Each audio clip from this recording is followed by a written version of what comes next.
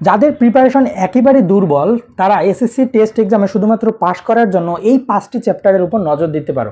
সেই 5টি চ্যাপ্টার কি কি একবার দেখে নাও। চতুর্থ, পঞ্চম, ষষ্ঠ, সপ্তম এবং তৃতীয় অধ্যায়।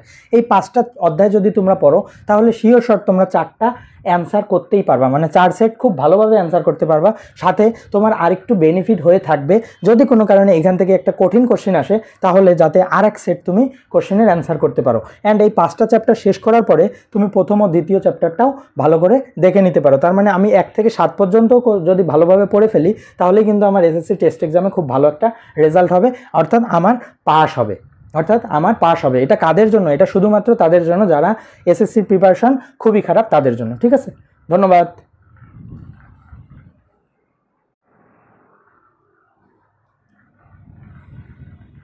যাদের প্রিপারেশন একেবারে দুর্বল